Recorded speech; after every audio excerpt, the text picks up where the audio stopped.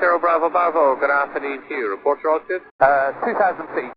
Okay guys, we're here again at Bristol Flight Sim Users Group, and what we're having a look at is this nice device here, which is the Oculus Rift Development Kit 2, and our friend Phil is using it again. He can't see us, so you know he's in his own world, as they say. We're on prepared version 3.1, and whilst what you see on the screen might look a bit odd, because it's only covering half the computer screen, Phil feels as though he's totally immersed in the aircraft. What Peter Olmer has done, he's got something known as the fly motion for cockpit. So he's got, sorry, not fly motion, leap motion for cockpit interaction. So on the front of the Oculus, you see this little device. Well, that actually picks up hand movements, so you can actually interact in the aircraft with your hands. Although Phil at the moment is using the Hotos, the Warthog for flying. I have seen his hands in the cockpit, and then Phil, if I can ask you just to put your hands into the cockpit somewhere, we'll try and get that working. Try your right hand. Oh, can't see it at the moment. I have seen it where you see the hands in the cockpit, which is really weird. At the moment it's gone off a little bit, otherwise we would see like a hand in the cockpit depicted, but pretty neat stuff. So the Warthog is around about £250. How much is the Oculus Rift, Pete? How much is the Oculus Rift now? The retail one's 500 quid. Okay, so the retail is £500. See Phil interacting. There we go. We got the hands on the screen. What's that? No, don't worry. So there we go. We've got the hands on screen, as you can see, and Phil's interacting with the radios, etc. I'm trying to. So hopefully we'll be able to get the Oculus Rift over my glasses, and we'll have a go. I'll tell you what it's like.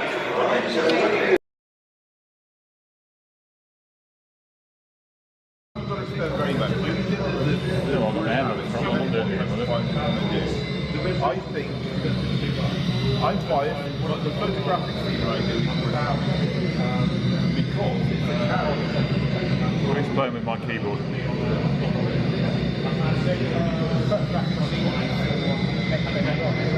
Yeah, I think if we were but when you load it, you can take on files. Hi, Wycliffe Barrett here, Xplane dedicated. I'm at the Bristol Flight Sim Users Group, and today I've managed to snag Bob Sidwick from RC Simulations for a few minutes. We're going to have a brief chat. I've known Bob approximately for 15 years. He's one of the foremost people in flight simulation in the United Kingdom, and was doing flight sim shows long before anybody else. So I just got a few questions for him, and we'll see how it goes. Hi Bob, how are you? Hi, nice to see you again, Wycliffe.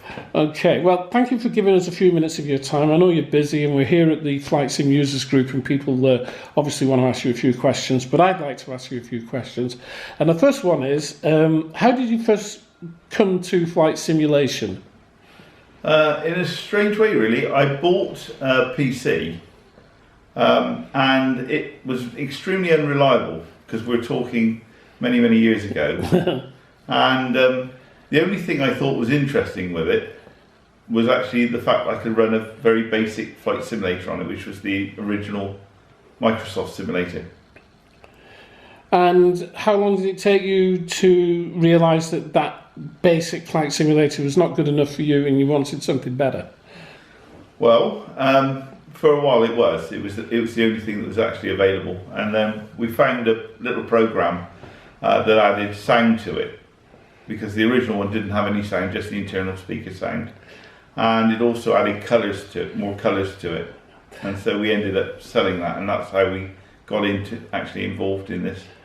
It's I remember the early simulators myself, and I think the first one I had was probably before FS95, and I kind of remember, you know, the few colours and green vectors, mountains and all the rest of it, and it looked pretty shoddy. So at that point, you said you started selling it, so I guess that was the point that you started RC Simulations itself. No, we started slightly before that.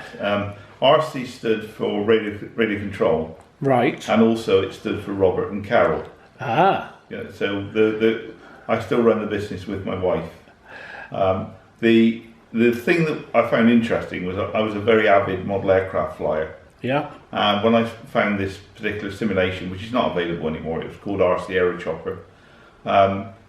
It sold tremendously, and in fact I sold my original business on the basis of its success. How we got into flight simulation as such was that I was offered a program called Micronavigator, which was an instrument training program. Yeah. And the net result of that was that I realised I didn't understand. I thought I knew more than I did, as a lot of us do. Yeah. And I realised that I needed to learn to fly, or at least get some formal training in order to sell the product. Right. And I thought I'll go as far as just flying solo, and I'll do an IMC or an instrument ground school. And the bug bit, and I finished my pilot's license. I couldn't really afford it, but I did, and I still hold a current license now. I've actually flown with you a couple of times. You've invited me to go with you in the Tomahawk, isn't it? Yeah. I've had a share in 3 aircraft. I had a share in an HR200 Robin, and which was not involving me, but it was involved in a minor accident, and we changed that then for a Piper Tomahawk. Yeah. Because the group as a whole, which numbered 20 at that point, wow, couldn't agree on anything really, and they didn't want to. The only thing they agreed on was they didn't want a 152. So we ended up getting a Tomahawk, and sometime later I got another Tomahawk, which was fully equipped. Yeah. When I've flown with you, and whenever I talk to you about flying, your enthusiasm for flying always comes through. How have you maintained that enthusiasm for flying over the years? Well, I like the sensation of flying. I like the technical aspects of flying.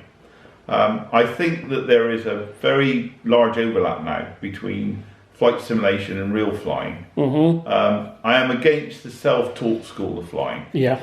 But I think if somebody's actually being taught, or they're being taught, then the flight simulation usage can reinforce that training. It also means, in fact, that once you've learnt to fly and you've got a few hundred hours under your belt, if you have, for whatever reason, have a break from flying for a while, you can really sort of keep yourself up to speed. So when you go back into doing it again, it's not the same as having not done it. Okay, so you talked about flight simulation then in terms of real pilots and how it can help them. So we know that there's FSX, there's Prepared, and Xplane. Can you give us a brief word on each of them and what you think, not so much which is the best, but where you think flight simulation is going? Okay, where they differ. I think that the reason that Microsoft Flight Simulator has been so successful is not so much to do with the simulator, it's far more to do with the third-party individuals who've really turned it into something which it was probably never intended to be in the beginning. Right. And this really, to some extent, was largely generated by people like Peter Dowson, who put the interfaces in, which meant that complex aircraft were capable of actually interacting directly with the simulation. And of course, obviously from that, SimConnect, which is part of FSX, came into being. That my personal take on it is this: I like them all. If I have a personal preference, it's Xplane. But you can achieve great results with any of them if you've got the expertise. In the case of, for example, the Xplane, we've actually, my business over the last few years has changed a little bit in that we were selling primarily just to consumer use, and for the last sort of 5 or so years, we've been using the programs for entry-level training, mainly for youth organisations. And over the last year, in the case of Xplane, through a guy called Keith Walton, he developed a GROB 109B trainer. Now this has actually gone through the Central Gliding School at RAF Sarsden with their instructors. And actually, we reached the point in the end where there was nothing left to do in terms of the flight model. We actually achieved as close a representation as is possible. Mm-hmm. It's funny, isn't it? Because I was involved in some of that work with you last year, and it's just recently been announced now that all the VGSs are going, and the RAF are no longer going to support them. And well, that's not quite true. That's not quite true. Some of the VGSs are going, and there is quite a reassignment of resources within the organisation. As I understand it, there will still be motor gliders flying, GROB 109Bs flying, but not the numbers that they had before. Okay. And also the other thing that we did with the help of a guy in Canada, there is a GROB Viking glider which is available from the org, and with a little bit of modification and a bit of help from the Central Gliding School, we were able to produce something that was usable. The biggest issue we had with Xplane, and I have to thank Austin Mayer for this, and his colleague Ben Stupnick and Philippe, was that the glider launch scenario originally in Xplane, it was totally correct in terms of what it did, but it was totally wrong in terms of how it implemented it. Basically, originally it had a 400 horsepower winch with an ever shortening line, which recovered at a steady speed, which is a fair description of a slingshot. Yeah. What we were able to do with help from the Laminar Research is they gave us control of the winch and the speed of the line, and also the length of the line. Yeah. This means that what you can actually do then, with a little bit of extra programming, you can have a glider now kite on the line. Right. And what we've ended up with now is something which is probably as close as anything that is possible to do in terms of glider winch launching. Brilliant. And I've seen that in operation, and it is quite remarkable. Almost running out of time, so one final question then, and that is quite simply, where do you see flight simulation in the next 5 years? I still think it's got a little way to go. I'm fascinated by the concept of virtual reality, but it's really, really early days, and we've got to be looking at an augmented reality, really. In other words, the ability to see your hands and to see where the controls are relative to where your hands are. Yeah.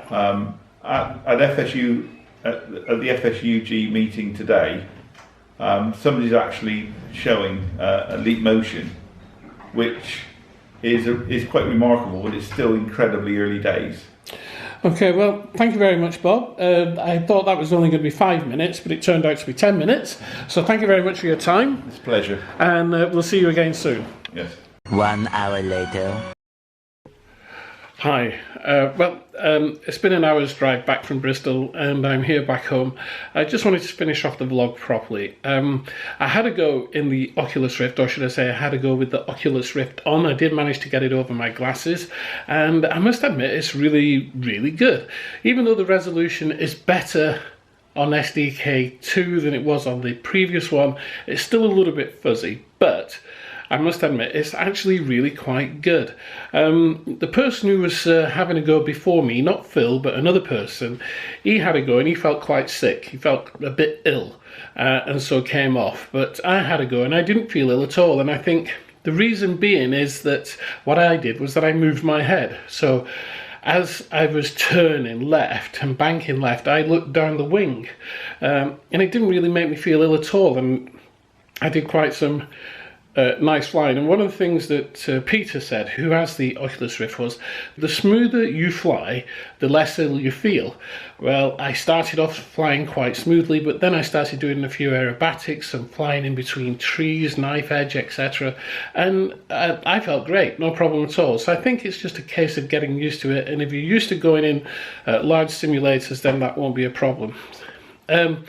You'll recall from the piece of film, there's that thing on the front of the Oculus Rift that Peter has put on, which is the leap motion thing, which allows you to see hands. So if you remember like Minority Report with Tom Cruise, and he would move his hands on screens and things would move. It's a bit like that.